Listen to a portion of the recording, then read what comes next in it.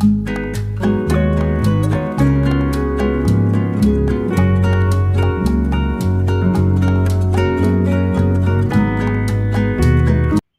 आज के इस वीडियो में मैं आपको बहुत ही आसान तरीका से माध्य, माध्यक, बहुलक और परिसर निकालना सिखाऊंगा। तो चलिए बिना किसी देरी के इस वीडियो को शुरू करते हैं। दोस्तों यहाँ पर क्वेश्चन है 2, 3, 7, 1, 6, 11 का माध्य निकालें। तो दोस्तों जब भी हम लोग माध्य निकालेंगे तो सबसे पहले यहाँ पर लिखेंगे माध्य बराबर जो संख्या दिया हुआ है इन सभी संख्याओं को हम लोग ऊपर में जोड़ लेंगे। तो यहाँ पर संख्या है 2, 2 के बाद है 3, 7, 1, 6 और लास्ट में है 11। और फिर दोस्तों यहाँ पर इन सभी संख्याओं को हम लोग गिनेंगे। तो यहाँ पर टोटल संख्या है 1, 2, 3, 4, 5, 6। तो यहाँ पर टोटल संख्या यानी 6 को यहाँ पर हम लोग नीचे में लिख लेंगे। अब यहाँ पर ऊपर में इन सभी संख्याओं को जोड़ेंगे।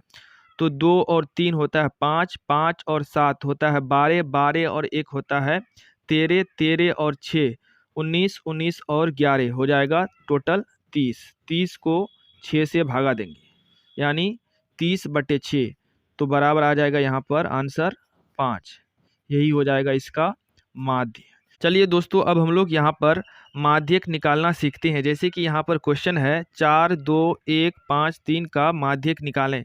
तो दोस्तों सबसे पहले इन सभी संख्याओं को हम लोग आरोही क्रम में लिखेंगे। आरोही क्रम का मतलब होता है बढ़ते क्रम। तो दोस्तों बढ़ते क्रम का मतलब होता है सबसे पहले हम लोग छोटी संख्या को लिखेंगे, फिर उसके बाद उससे बड़ी संख्या, फिर उसके बाद उससे बड़ी संख्या और सबसे लास्ट में बड़ी संख्या को लिखेंगे। तो ये इन सभी संख्याओं में सबसे छोटी संख्या है 1, तो 1 को लिखेंगे। उसके बाद 1 से बड़ी संख्या है 2, 2 के बाद 3, 3 के बाद 4 और सबसे लास्ट में लिखेंगे 5। अब दोस्तों यहाँ पर इन सभी संख्याओं को ध्यान से देखिए। जितना संख्या हम लोग इधर लेंगे उतना ही संख्या हम लोग इधर ले लेंगे। यानी 2 संख्या इधर लिए तो 2 संख्या इधर ले लेंगे। अब बीच में जो संख्या बचेगा वही हो जाएगा माध्यक। यानी माध्यक बराबर हो जाएगा इन सभी संख्याओं का 3। अब दोस्तों अगर मान लेते हैं आपके पास 1, 2, 3, 4, 5, 6 मतलब इस तरह का अगर क्वेश्चन रहेगा तो इसका माध्यक कितना होगा। तो दोस्तों ये भी क्वेश्चन बहुत ही आसान है। जैसे कि सबसे पहले हम लोग यहाँ पर जितना संख्या इधर लेंगे उतना ही संख्या उधर लेंगे।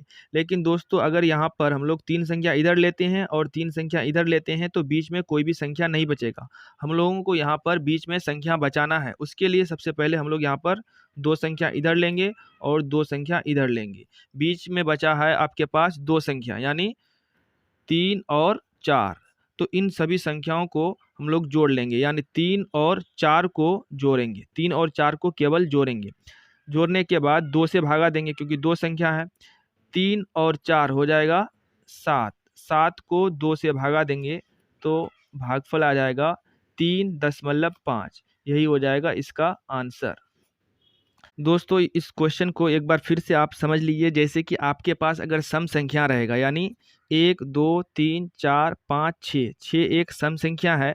जब भी आपके पास सम संख्या रहेगा तो जितना संख्या इधर लेंगे उतना ही संख्या इधर ले लेंगे और बीच में आपके पास 2 संख्या बचेगा। उन दोनों संख्याओं को जोड़ करके 2 से भागा दे देंगे तो आपके पास माध्यक का आंसर निकल करके आ जाएगा। ठीक उसी तरह से दोस्तों अगर आपके पास विषम संख्या रहेगा जैसे कि 1, 2, 3, 4, 5, 5 एक विषम संख्या है। तो इसके लिए आपको क्या करना है, जितना संख्या इधर लेंगे उतना ही संख्या इधर ले लेंगे। तो बीच में जो संख्या बचेगा केवल वही हो जाएगा माध्यक। तो ये हो जाएगा विषम के लिए और ये हो जाएगा सम संख्या के लिए। चलिए दोस्तों अब हम लोग यहाँ पर इन सभी संख्याओं का बहुलक निकालना सीखते हैं। तो दोस्तों जब भी इन सभी संख्याओं का हम लोग बहुलक निकालेंगे तो इन सभी संख्याओं में जो सबसे ज़्यादा बार आएगा वही हो जाएगा बहुलक। तो दोस्तों जैसे कि सबसे पहले यहाँ पर संख्या है 1। तो यहाँ पर हम लोगों को देखना है कि 1 कितनी बार आया है। तो 1 2 बार आया है तो यहाँ पर लिखेंगे 1 2 बार आया है।